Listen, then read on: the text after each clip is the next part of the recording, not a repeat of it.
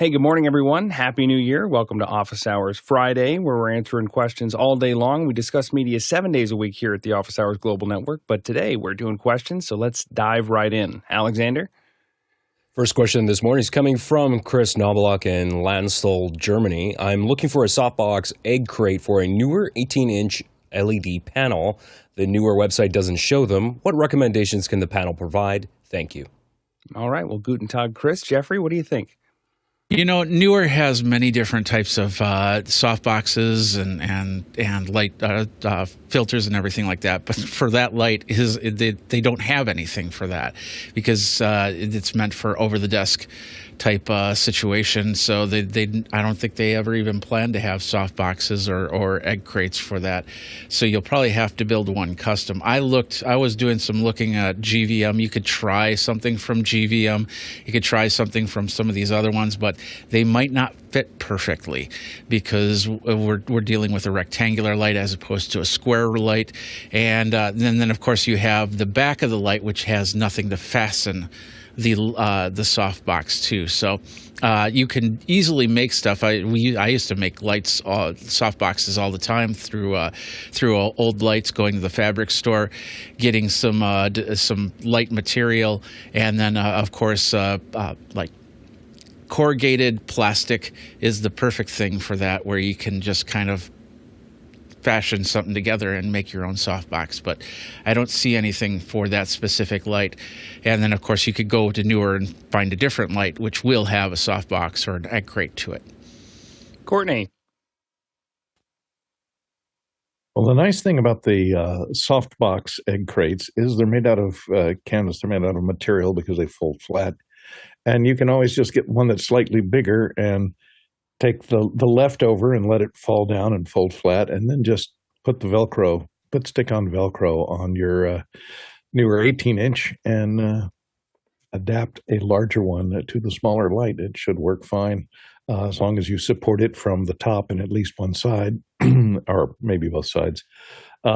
And you may have to add some Velcro to the inside of one of the columns of the little squares and to make it hang correctly. But you can adapt fairly easily without trying to build you something out of hard pieces of plastic or something. Just buy one that's larger and let it fall off the sides.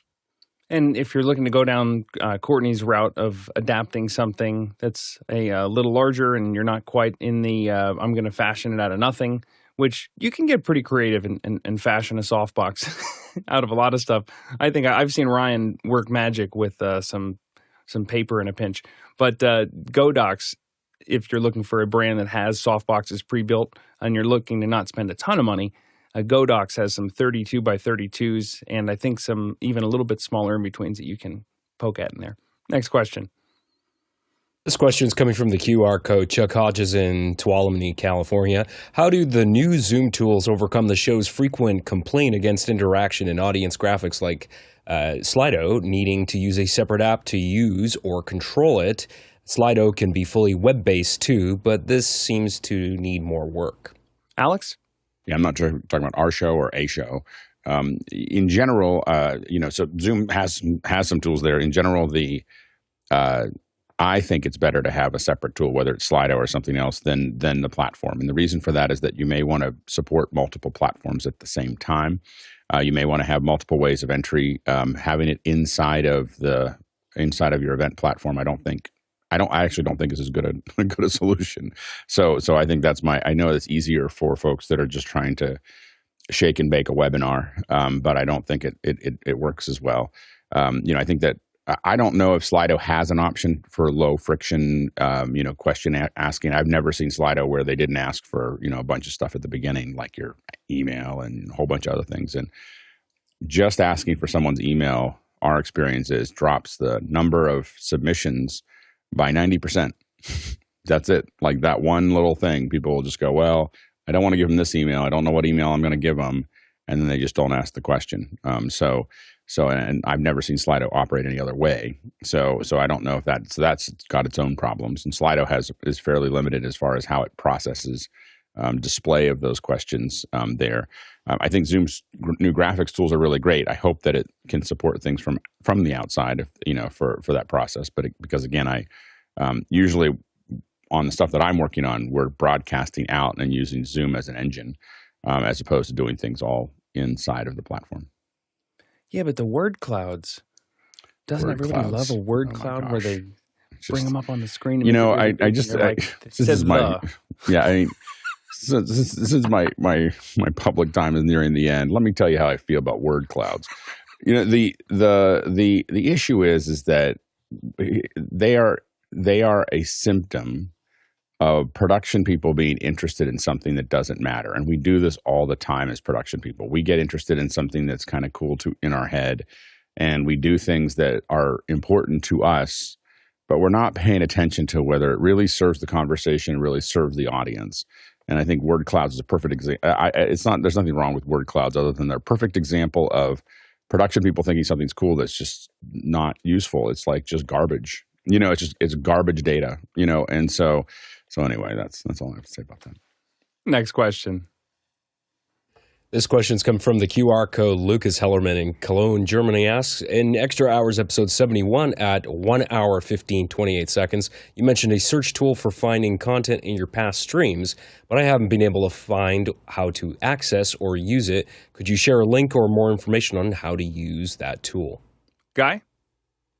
Yeah, this is an interesting question. There's some people that are making different tools to do this, but the one that somebody downloaded almost all of YouTube at one point, it's like a petabyte of information, and it's at filmot.com. And if you search for something like NDI in the Office Hours channel, what it does is it searches all of the subtitles that YouTube automatically generated. So you can see here, it's not very up to date. Like here, Extra Hours from NAB 2025, April 08, it found the term, I searched for the term NDI. The website again is Filmot, Filmot, and it just lets you search within YouTube subtitles, captions, and transcripts. I'm actually working on something using ChatGPT or Cloud Code to develop something like this, but you need access to the channel's API, and that way you can grab onto the what do you call it, the MP3 file essentially, and put it into Whisper. And then with Whisper, you'll need some hardcore GPUs to process that information. So I'd love to do it for all of Office Hours. It's something I've kind of stuck in the back corner. Chirag and I have played with it a little bit on another channel that I have to grab all the information. And the benefit of something like Whisper is it's way more accurate than the stuff that YouTube's done in the past. But maybe Alex knows of somebody else that's working on the same project, because it is cool when you think about it. Search is, earned ranking, and the LLMs right now they're not supposed to go into YouTube and go grab this information. So if you try to search for something that somebody said in one of these shows, it's blocked at the gates. And so is Facebook videos and things like that. So if you can use something like Wistia has figured this out, and this is where I got this idea from, is they can inject the JSON captions into your video if they're hosting it. And so you take that embed code, and now everything that was said is indexed, but it's not for the LLMs. And they're starting to say, here's a new code where you can drop in for all your old videos. You can have it generate that text so that it's all indexed, so that if you ask ChatGPT something, it's going to find it. Right now, a lot of the things that we've said, it's out the door, and it's unfortunate because some of the stuff that we say is so unique, and we're an authority in this space, and so it's odd that we don't have a way to give this information to these search engines and to the LLMs. Alex? Yeah, the people that I know that have been doing it have been private folks that have been just figuring out how to do it. I have to admit, I haven't spent much energy on trying to figure it out. I think that I am ardent in my belief that conversation is the most important thing in what we do, and so trying to process the data some other way is not something I'm particularly. It may change because as I watch from the sidelines, but it hasn't been something I'm particularly interested in doing, because I think that the best way to answer a question is to ask it on the show or ask it in Discord. And, when you're doing it there, it means that all of us are learning from that question. And so when there's a healthy discussion on Discord, when there's a healthy discussion online, when there's a lot of questions, then, I think that we all learn. And when we all learn, then there's a larger group of people that know it.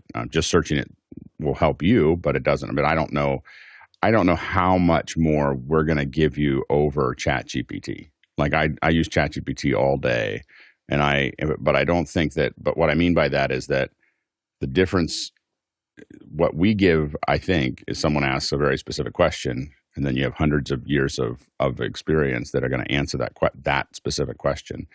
I don't know because the thing is that a lot of this stuff is changing all the time. So I know that people are working on it, and hopefully maybe it'll be more useful than I think it will be. But I think that the most useful thing is to be, asking questions on the show and in Discord and having a conversation about it, because it means that we're all doing it together. So, and in general, it's your experience on a ChatGPT or a Claude or a different LLM that they don't have access to content and video inside of YouTube. A lot of people forget about Gemini, and Gemini does have access to YouTube videos, and I found this really useful when I am trying to get, instructions on. It seems to happen a lot with appliances where I don't know how to do something, and then I feed them the video of how to clean the machine the right way, and then I say, okay, just look in this video. How do I do the thing? And then it gives it to me in text. I'm like, okay, thank goodness. I have to say I found myself with things that I needed to be accurate. I find myself asking Gemini and ChatGPT the same question, and when they line up perfectly, I tend to believe it more. When the two of them are both the same, and they're. I mean, like I had one where it was like the answer was 54.3, and both of them gave me. It was funny. Both of them approached it in two different ways, but ended up with the same number. It was a really interesting thing to watch. So there you go. LLM triangulation, biangulation. Yeah, exactly. We'll have to bring somebody else in. Next question. This question comes in from the QR code. Clive Ludford in Kingston, Jamaica is asking, Happy New Year, guys. If cellular is not an option due to poor connectivity and Starlink is the only other alternative, what can be done to make it more reliable since constant bit rates cannot be guaranteed, especially for Atem Minis, RTMP, SRT HEVC? Alex? Well, I think that you're going to want to use SRT. I mean, anytime your things aren't as reliable. The problem with RTMP is that it's constantly asking for data back. So if your connection back to you is slow, it will actually stall the RTMP going out. So it's a much more RTMP is much more fragile than SRT. There's another codec that is called Zixi. And when we really need things to get out the door and we have the money to do it, we use Zixi encoders to do that. And they are probably, 15 or 20% more robust than SRT, and so that's another, but it's not free to do that. So you just have to kind of look at that there. Remember that you also, things to think about when you don't have another alternative is, and the problem with Starlink is that in many places it'll drop out for 20 seconds every 45 minutes or something like that. Like everything's going to be fine, and then it's just going to dump as it's jumping between satellites. And that's really the challenge that we've had with using it by itself. We have some folks have been successful with having two Starlinks that are slightly offset because and then they have a rollover back and forth. But I think that the other thing to look at is, can you see the site, or can you get to a place that can see the site? We've done some pretty complex point-to-point microwaves that allow us to, 10 miles away, we've got a connection. And if we can see that, like a lot of times we'll get to a place when we're doing a site survey, a recce, and we're looking around and we start looking around the horizon for buildings, and that they can be way off in the distance, and we're like, oh, we can, and we'll figure out how to get internet to there. And then figure out how to beam it to us. And we've definitely done that hundreds of times. Guy? Yeah, I just got a Starlink Mini, so I'm experimenting with a little bit of this. And as Alex mentioned, Zixi, there's one way with the elemental encoders, and you can now find these used on eBay for a fraction of what I paid for mine. They're Zixi licensed, so essentially you're not having to pay for what some of the other apps would charge you to hook basically a decoder and an encoder together. You will pay in the cloud is the way that we do it. So that's one option. The other option is to use something like Resi, R-E-S-I, which if you don't care about the interaction, you could really push out the delay. So it's like a 2-minute delay from the time, not just 30 seconds like you see on YouTube, 20, 30 seconds. You can push that way longer using Resi, and it's meant for a lot of houses of worship that we're having in rural areas, especially that we're having challenges with their DSL lines or just these really noisy lines where they were only getting a couple of megabits. You mentioned HEVC. That's one of the ways where we can cut down that bandwidth to about half. But Zixie's even more efficient. And the interesting thing about it is it talks to the other side. And so it says, basically, here's what I'm able to push up. So it's checking. But you can, just if you go to the same place all the time, you can run lots of tests and see if you can get SRT down to a certain megabits per second, like 720p, even that is like at 2 megabits a second, which is still pretty healthy. I mean, it still can look pretty good with HEVC's H.265 encoding. So those are a couple options. And Mickey in the chat mentions use a point-to-point IP link between a site with good connectivity and your production site. So a IP solution similar to what Alex said. Use multiple hops if necessary. Bond this with your Starlink connection using a peplink gateway. Then use SRT with a high buffer. Next question. This question comes from the QR code. Phil Davies in Chicago asks, I purchased some SKB Roto cases, but unable to fix any labels to the case due to the protruding slots that allow stacking. Any solution for the 6 cases that I currently own? Chris.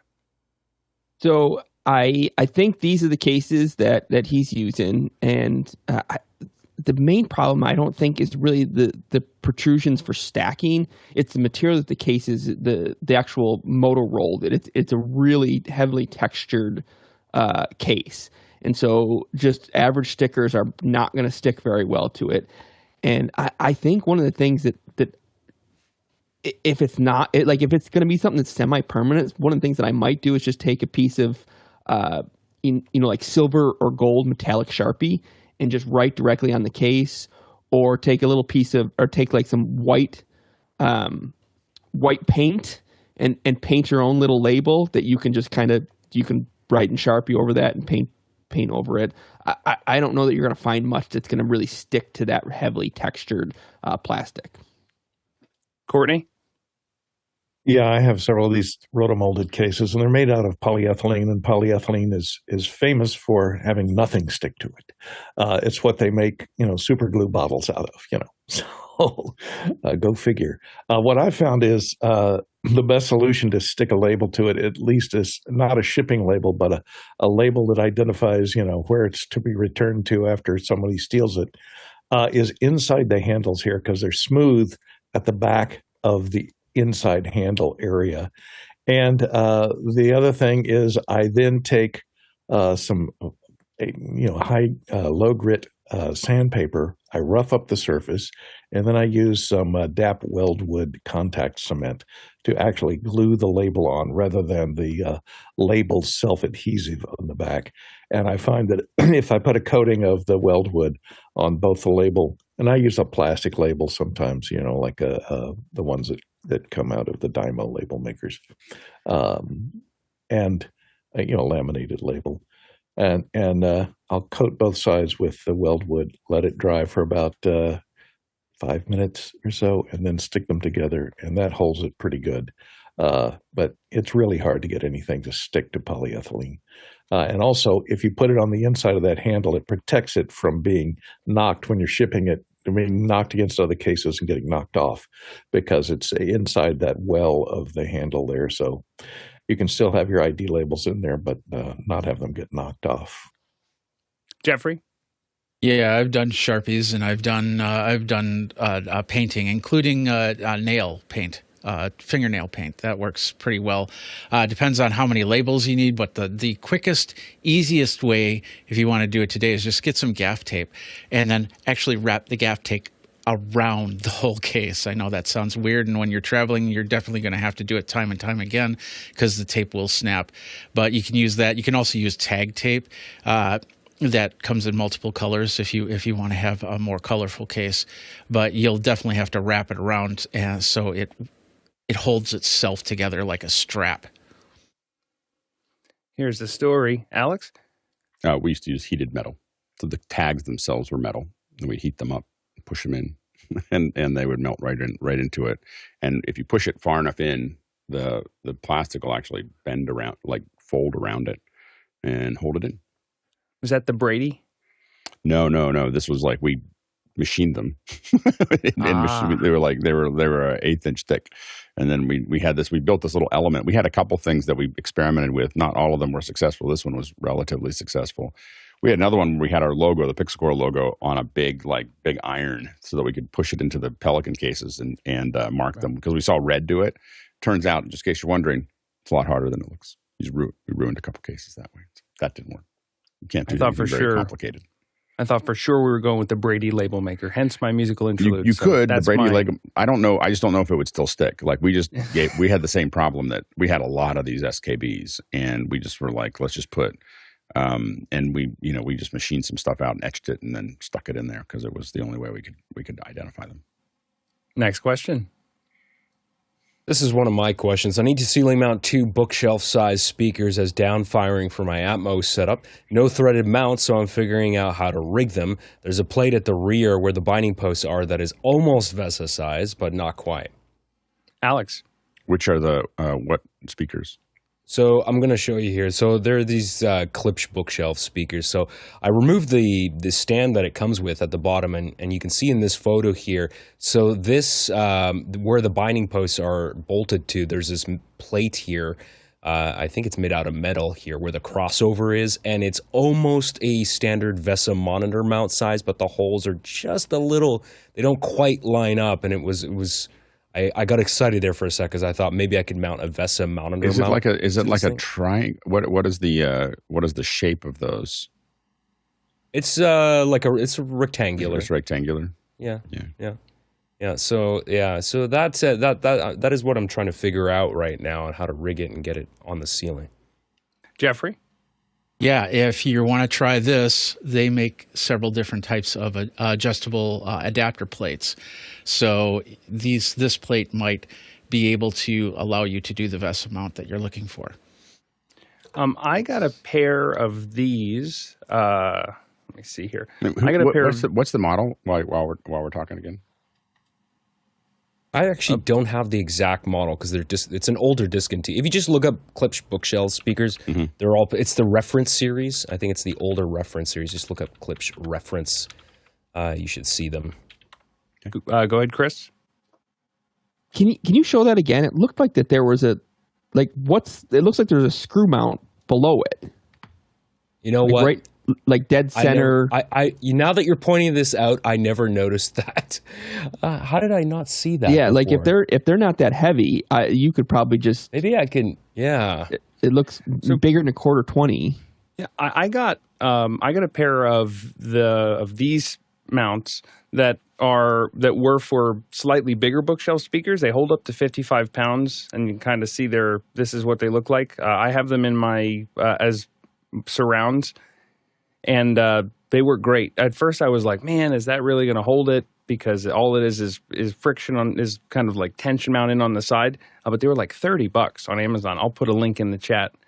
If you can you get away with just a clamp, or are we thinking that we may have solved it with this threaded mount?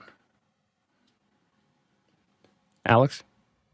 Oh, I was waiting for him to say whether he had solved it or not. I was just going to say I really miss Tech Shop. There was was it Tech Shop? There was in San Francisco. We had basically a guy thought, what if I just make a machine shop for everyone? And they had a couple of them that were spread across the country. Pretty sure it was Tech Shop, and it was right next to my house, and you could just go in and you had plasma cutters. and all kinds of machining tools, both wood, printers, and metal. But it feels like I feel like in the maker world we're still missing kind of shared resources to do some of these fixes. And then if I look at the weight here, the speakers that I have on these are 14.7 pounds, and they're a little bit bigger than the ones you have there, and they do a fine job. So I'm going to put a link to this $30 solution, and hopefully that gets us where we need to go. Next question. This question comes from Scott Wasserman in Detroit, Michigan. I'm looking to go to NAB for the first time. How should I register for the conference? What other tips do you have for a first-time attendee? Courtney. Just register for the exhibits because you can find free exhibit passes from almost any manufacturer. They usually have a promo code like EM01, I think usually works, or BA06, BA08. Try those. And you can register online for free passes. Never pay for the passes to the exhibits floor because everybody offers free codes to give you a free exhibit pass. If you want to register for the conference, budget your time and figure out where the sessions are that you need to attend because they can be spread far apart at the Las Vegas Convention Center. And travel time between the locations can take you an inordinate amount of time. And it is spread out. Maybe, I don't know, I haven't looked at the floor plan this year, but plan on walking, 15 miles a day or so if you plan on going to all the exhibit halls. So wear comfortable shoes. Number one, wear comfortable shoes, running shoes or cross trainers. They're great. Alex. Yeah, so I think I'm getting close to 30 years of going to NAB. A couple of things. Number one is I would never pay for the conference. I used to speak at the conference, but I would never pay to go to. I've never actually paid to be in the conference. If I go to any of the conference sessions, I don't think the sessions are that protein heavy. Mine are, of course, when I've done them in the past, but of course, but I think a lot of them are pretty light. I don't know if I think you could learn more spending more time on the expo hall than you will in the conferences themselves, in my opinion. I would really focus on it. Get on mailing lists, sign up for those mailing lists. Oftentimes we posted, I think the list, a promo code inside of our Discord. If someone gets one, they throw it up there. So keep an eye on that as well. Around the conference. But as Courtney said, there's no reason to pay for the expo. There's definitely those codes floating around. As far as going, the thing that I would say is I would heartily agree with Courtney. Your shoes are super important. Don't try to be have cool shoes. Try to find ones that you can, you're going to be able to walk in a lot. I prefer Doc Martens myself. But also there's a variety of other ones that are great, but really ones that are designed to walk a lot because it's just concrete and you're walking on it for a long time. The other thing that I would say is that I scan the first day I kind of scan the whole thing without stopping very much. So I kind of walk around and look at things and might stop at a couple things that really jump out at me, but I just kind of wander around the first day. And then on the other days, I tend to go one hall at a time. So I'm not bouncing around from hall to hall because it's a lot of walking otherwise, going back and forth. So I kind of wind my way through the halls and really stop at a lot, anything that I'm interested in. The expo itself, when you ask people how things work and what does that do and what does this look like, you learn so much about things you didn't know that even existed. I stay at the I don't know what they call it now. It's the Westgate. There's two right next to it. Man, if you've never been there into Vegas before, the taxi lines are a thing. So I stay where I can walk to I stay there. I've stayed at the Westgate. Before that, it was the LVH. Before that, it was the Hilton. It's changed names a bunch of times, and it's not the best hotel in the world. But it's clean enough, and it's right next to and you can just walk over. I've stayed there for 20 years or 25 years. If you have money, the one on the other side, I can't think of the name of it at the moment because I can't afford it. The Renaissance is on the Marriott Renaissance is on the other side. And everybody who has money stays over there, because it's really nice. But it's so expensive, like $400 a night instead of like $150, that kind of thing. So anyway, if you don't stay in one of those two hotels, pay attention to where the rail line goes. There's a bunch of hotels that sit on that rail line and, trying to avoid the taxis and Ubers and everything else. It's just the line of getting in and out of there. You just don't realize how much of a pain in the neck it is. If you're going to walk over to the new West Hall, know that there's a Tesla little courier underwater boring company or whatever that comes right out of the South Hall or between the Central Hall, like between the South, right at the Central Hall, and takes you right over there. And otherwise, it's like walking to Siberia. It's a long way to go, and it comes out from a couple of hotels as well to get to that, to get to those. And so it's worth doing it. I think it's free during during certain hours from inside of between those things there. The other thing I would say is that I would take. I always have some energy bars. Typically, I use jam bars myself that I keep in my pack, and I have water. Those are the two. Like, you'll dehydrate in Vegas really quickly, so having some water is really important. Having some jam bars. You don't really want to eat the food there. It's really bad for you. Like, you'll feel horrible after eating it. Almost all of it. There's even the salads. So I tend not to touch any of the food that's at the conference itself. And then I don't. I guess, and I'm too old. Like, I don't go out. I remember going out in the 90s, and been to Vegas, but Vegas is now a pretty expensive place to go. They don't give you the same deals that they used to, and so it's a pretty expensive thing to do, and it's usually crazy. So I just kind of stay inside that little thing. There's usually dinners and stuff to keep an eye on. I don't do as much partying as I used to. But anyway, those are the kind of things that I would stay focused on. If you're in press, there's all kinds of press events that you want to pay attention to. So you want to get on press lists as best you can. But those are some of my couple of things that I've learned over the last couple decades. Jeffrey. First thing you want to do is set up a Google alert and do the Google alert for NAB show, not MAB, because you'll get a lot of false positives off of that. But once you set that up, then you'll start getting a daily email of different press releases. You can also check out PR, Presswire, and all these other press release sites to find out the companies, and you'll start getting contacts from there.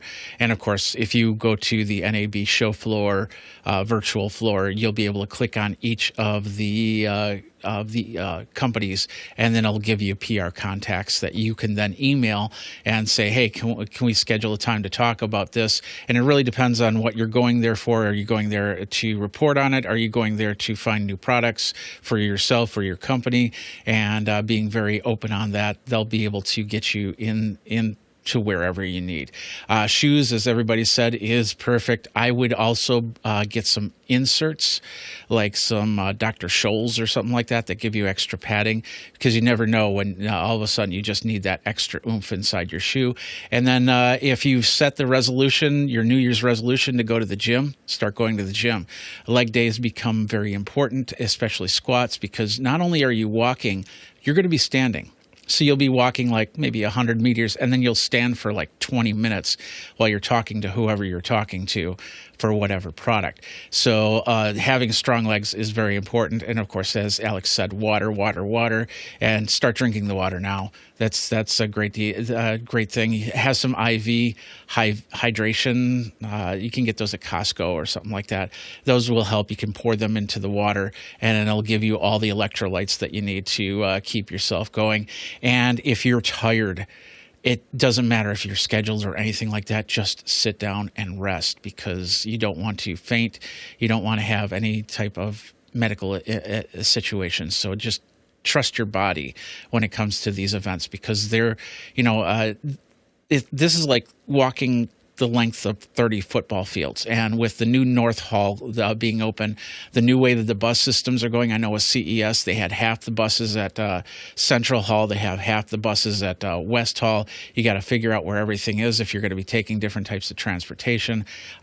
Just have that all prepared and be ready to just sit down for like 10 minutes just to catch your breath if you need to. Courtney? Yeah, and here's something that Alex was mentioning, don't eat there. But I kind of take an opposing point of view, because what I find is, as Jeffrey was mentioning, take a rest and go find a restaurant at the hall where it has the most interesting equipment that you're interested in.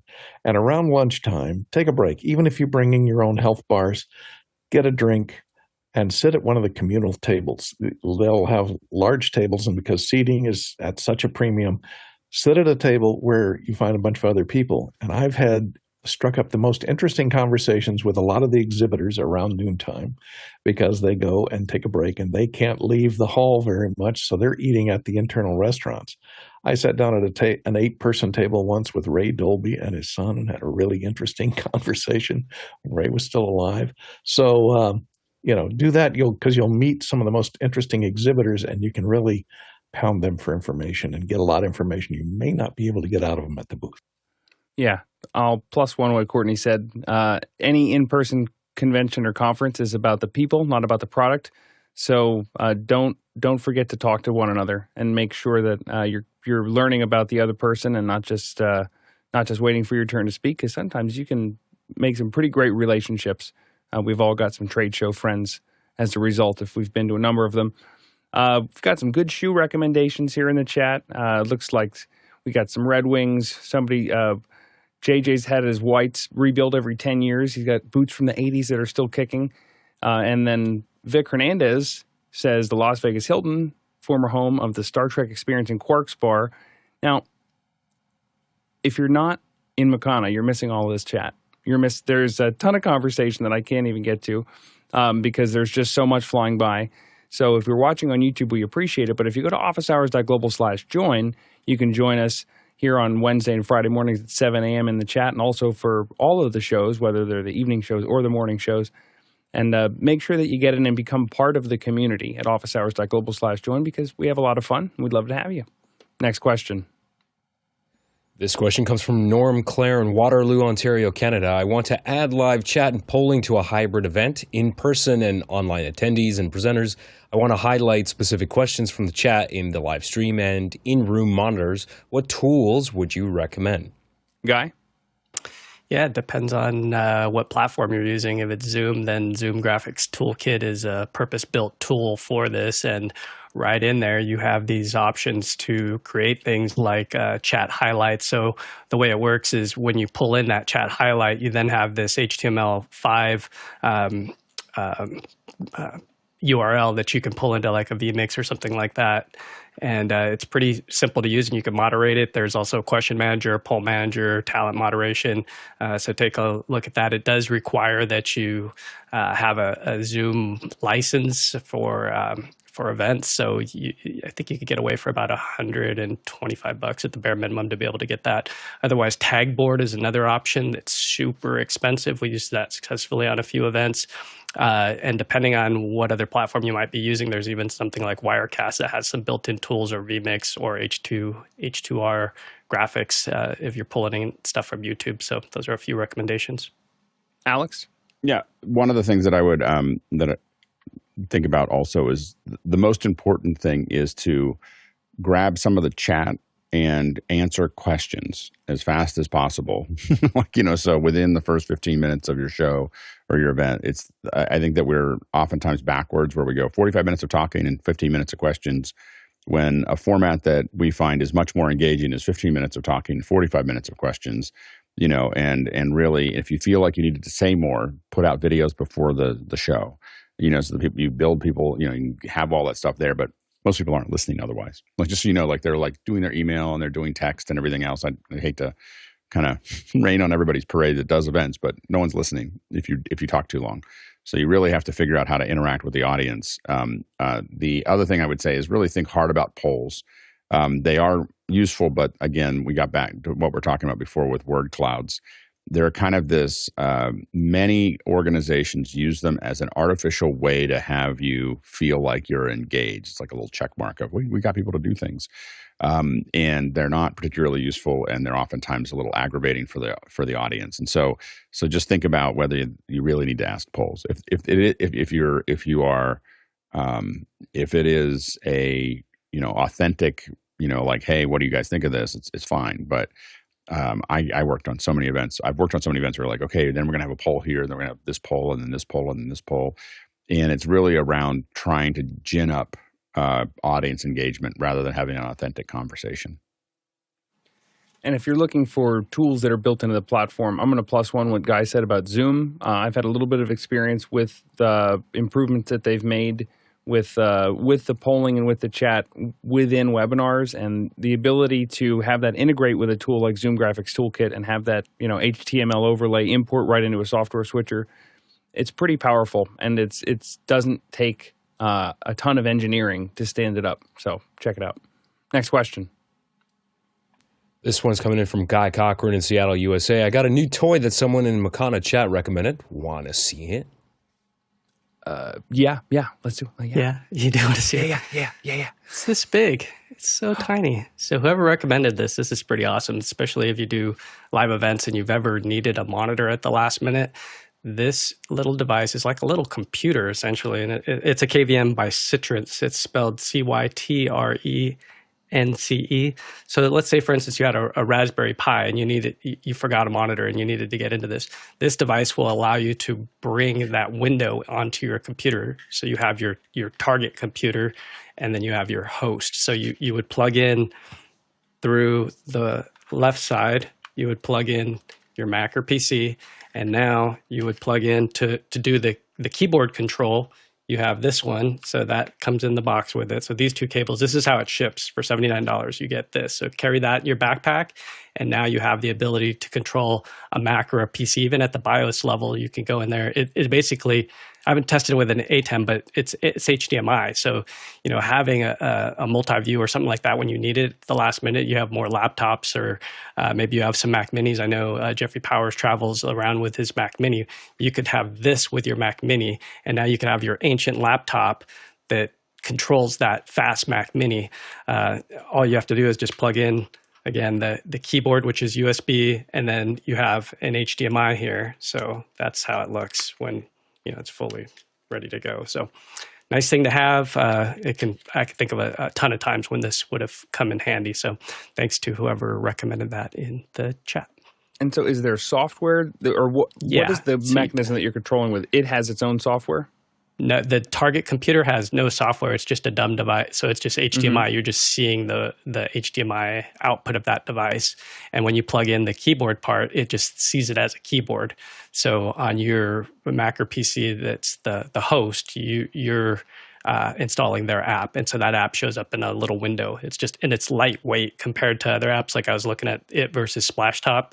The only bummer that I found is I haven't figured out when I was controlling my Mac from my PC is the command keys weren't working. So to edit and resolve or something like that, if I wanted to bring my fast computer, that's the bummer, because I'm so used to just flying around in Splashtop and Jump Desktop and being able to use all my keyboard shortcuts. But there could just be a setting. I just got this thing. I just flew back into town and was sitting there. So I plugged it in last night and played with it. And I was like, ooh, this would have come in handy so many times over the years. Jeffrey?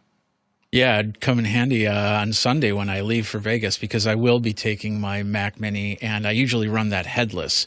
So I don't bring a keyboard, I don't bring a mouse, but every now and then when you recycle the Mac, it doesn't like to do remote control. You have to log in, and then it will let you do remote control. And I've even gone through and did all the settings to make it so that doesn't work, but every now and then it still does. So it'd be nice to have a little device like that to just pull out and hook up so I can see what's going on, log in, and then I can move like I normally do.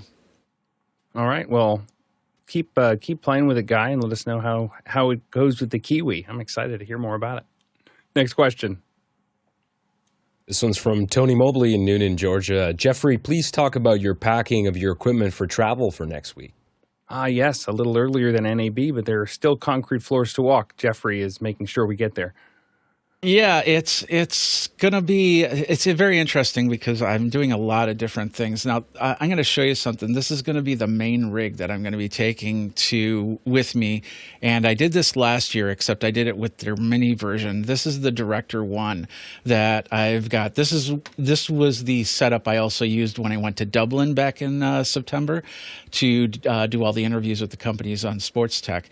So it basically consists of 3 OBSBot cameras, including the Tail 2, which is the new part this year, the Tail Air, and then, of course, the 2K Mini, which is basically a well, it says 2K, but it says it also does 4K.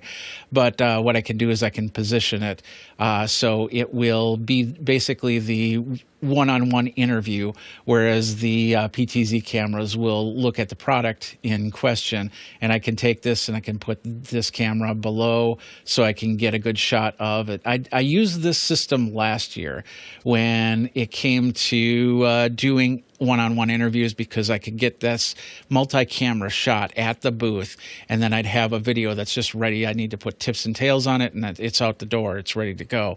And that's where I was going with that Fast and Furious type thing. So I packed that. That all gets packed into my main backpack, along with the Mac Mini, which I haven't started doing yet, because I got to make sure that everything will fit into that backpack. But then any type of hardware will go into a suitcase in a bag. And yeah, sometimes there's always problems if you get lost luggage or something like that, but that doesn't happen too much, knock on wood. But that is basically what it is. You try and go as light as possible, but bring enough gear that will allow you to do what you need to do. With the Mac Mini, I also bring in the GLI net, so I can have my own wireless network inside of my room. And then I bring my MacBook Air so I can remote into the Mac Mini. And basically what happens is I take the files from the Director One, which I can now do remotely via web page, download it into the Mac Mini, clean it up, and send it off to YouTube or wherever I need to send it off to, and be done from there. So that's basically the gear that I'm taking right now. The only thing I didn't show you was the wireless system, which is a Sony UDP style system, dual microphone system for interview and for interviewee. Next question. This question is coming from William Colvin in Cushendun, Northern Ireland. We're a community-led podcast recorded in a local heritage venue. Our audio is solid, but we're now looking at camera and lighting on a tight budget. What would you prioritize first to get the biggest quality lift without overspending? Thank you. Chris. So I don't know where you're at currently, but when you're talking about getting bang for your buck, you can produce pretty good video with not a great video camera if you have really good lighting. And so I would invest in lighting, good, big, soft lighting. And then really if you just have a somewhat recent cell phone, though, that combination is going to give you a pretty good look. And so lighting would be where I start with. Alex. I agree with Chris. Big soft is really, like, if you're not a DP, like, there's a lot that a director of photography or a great gaffer or someone who's going to make something look amazing and with lots of little lights and get just the right highlights and everything else. There's lots of little lights that you can put in there, but if you're not that person, a big light source as close as you can to them. And I'm talking at least 2 feet by 2 feet, if not 4 feet by 4 feet. Light it up from behind it. You can get a what we call a silk, or you can get a flag and basically put it behind it and just hit it with some light. Those lights don't have to be super expensive. People get really picky about green spikes and all these other things, but it'll all work. Like, compared to what you have right now, you got to be kind of, and then you get this big soft light on it. Again, as you get better, you'll do other things. But I think I agree with Chris. If you have relatively new iPhones or Android phones, Samsungs or Apple iPhones, you could probably shoot it with that and then just get great lights. Courtney. Also agree on the lighting. And if you're in a heritage venue, you got to be careful because a lot of these venues will not let you attach anything to any of the walls or the ceiling. So if you're going to put up lighting and there's going to be people around, you're going to have to support it off of stands. Another solution we've done occasionally, it's not necessarily cheap, is AirStar, which Alex I know has used, which is these inflatable balloon soft lights. They have them in a variety of sizes, some that you actually fill with helium. These are on stands and have self-inflating fans in them. But they make you a nice big round, like a China ball soft light, and they can sit on a stand on the floor. They do not touch the venue in any way. And so in a lot of those cases where you are unable to attach any lighting or stands or put anything on the walls, that can solve a lot of those problems. You can rent them in a lot of places. I don't know if they're available in Ireland. But you could also use big China balls if you're really cheap, if you can find those, because they're really lightweight. They won't kill anybody if they fall on them. And you can put them on a stand somewhere. Alex. Yeah, and the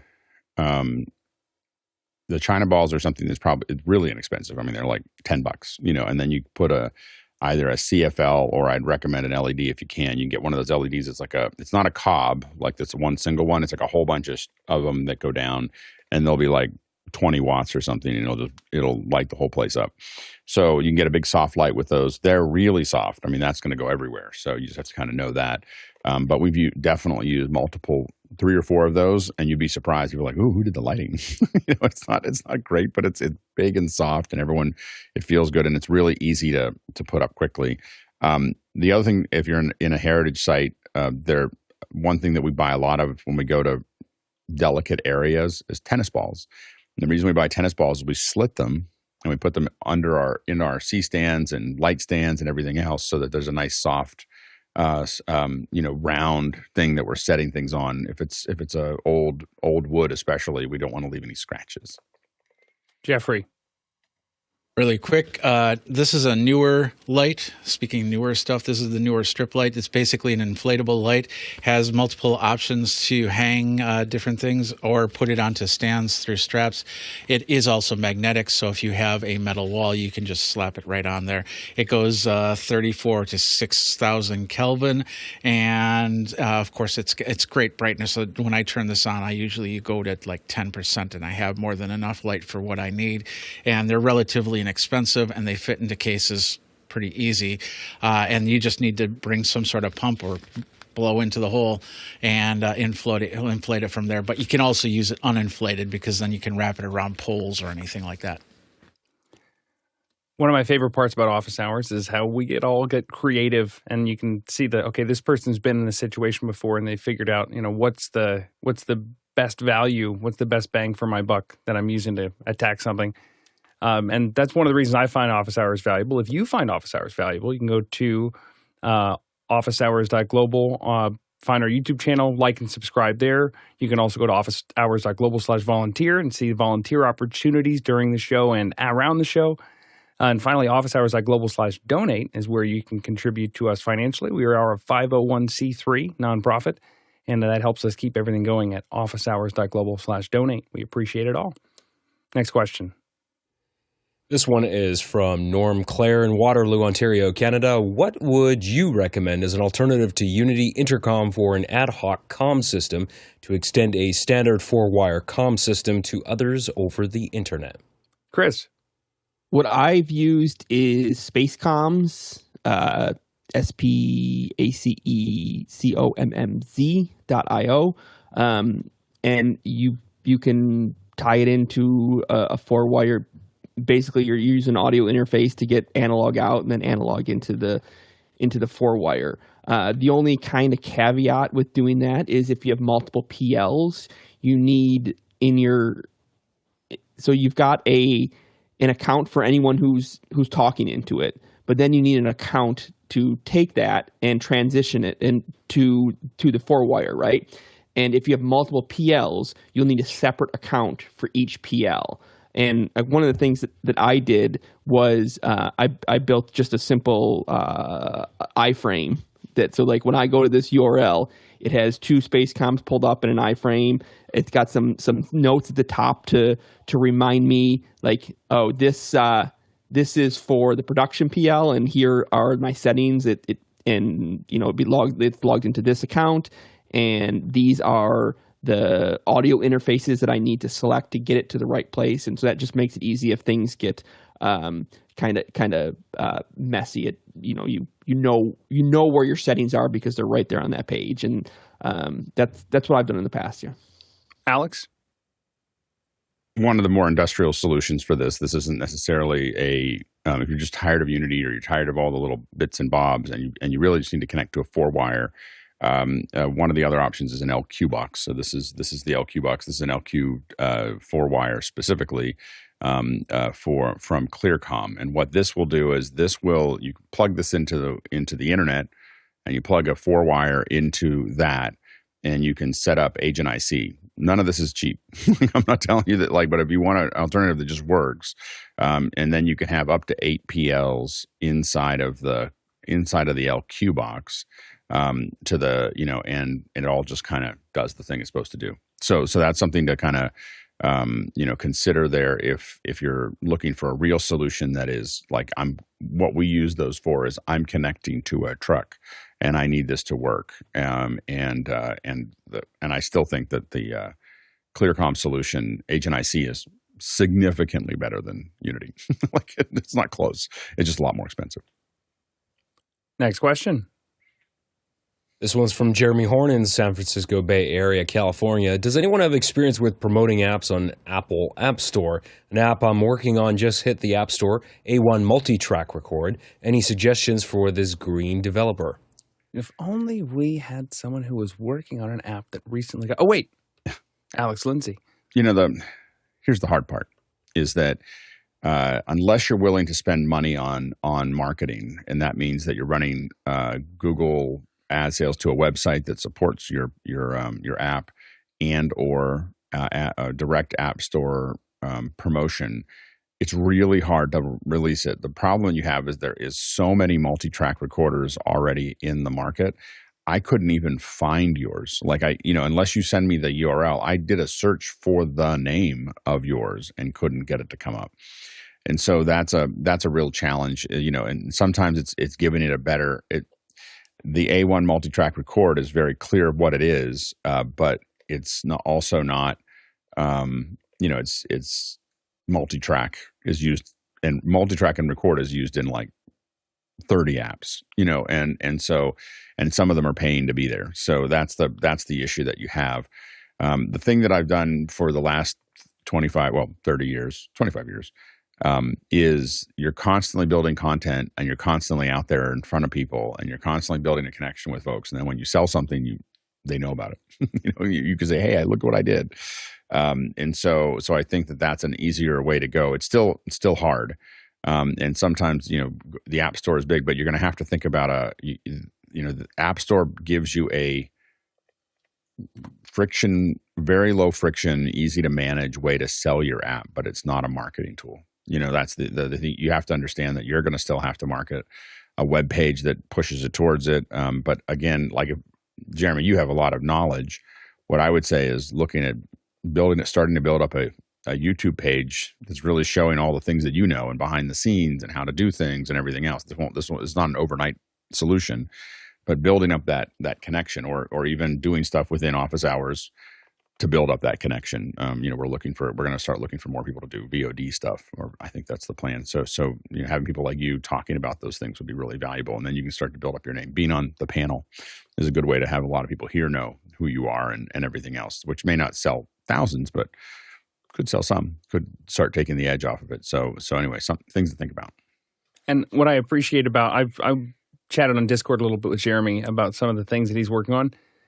He's got so many cool ideas, and I get so excited when I get to interact with people that have really cool ideas and say, hey, well, have you tried this? And what about this? So I was actually, I'm delinquent. I was supposed to test an app yesterday that I ran out of time for, but keep up the good work, Jeremy. We're excited to see what you make. Next question.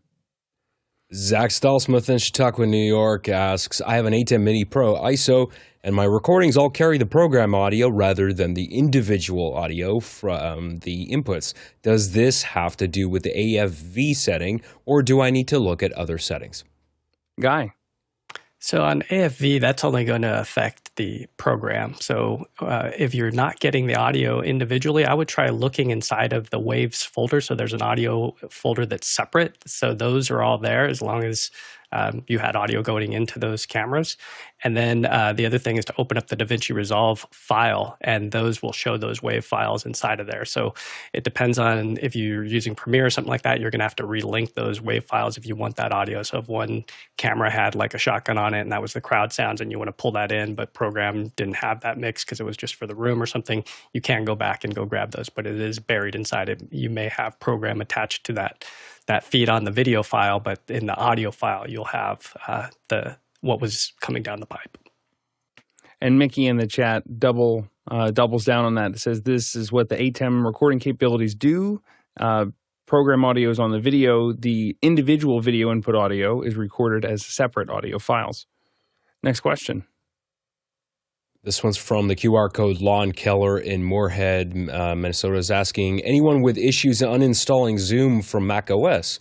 IT department has tried several times removing all Zoom library and app support files and the app itself, only to have Zoom magically reinstall and launch itself minutes later. Feels like a virus.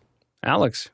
Yeah, you want to look and make sure that when they're installing them, they're getting rid of the launch daemon. So there's a launch daemon that's hidden inside of the libraries under launch daemons, and also there's another place under privileged something or other, privileged helper tools.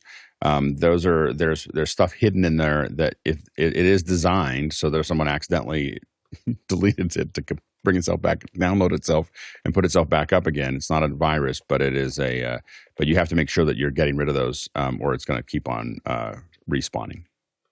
And usually when something is a login item on the Mac, it shows up if you go into your accounts settings in the Mac and then you go over to login items, it'll anything that has a launch daemon should show up there. Although every now and again I've had something not show up because it's at the system level or something like that. The other thing to check for is applications that are allowed to have background processes or helper apps or things like that. That'll also be in your security settings on macOS. Thanks, Lon.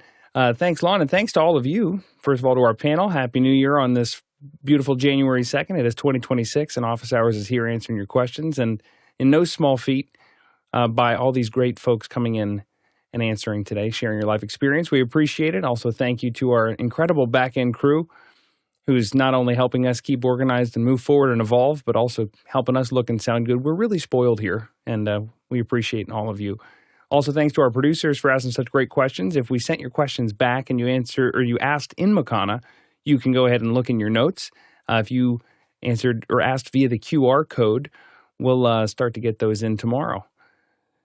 If we would have to go around in person, Tlaloc Traversal today for episode 2110. Oh, it's 2110.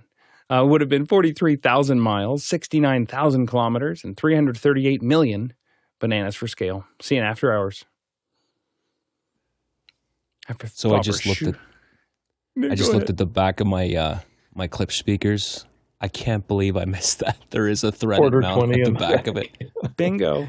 And it looks like Orbit. Nice. Get some Tried Orbit stuff. It looks like it's a wall mount. looks like it's a 3/8. I'm just guessing, but it looks like a 3/8. Ryan, your frame looks so good. It's too bad you didn't get to say anything. You didn't say anything. You didn't. Yeah, what's up, Ryan? You had an opportunity. You could raise a hand. Right, it looked good. I thought for sure we were getting AV over IP questions today. Christmassy. So I built something that this group might appreciate. So you know the Tally webpage? Yeah.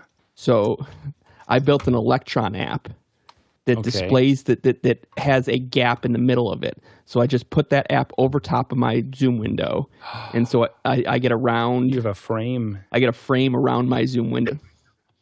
Yeah. Ooh.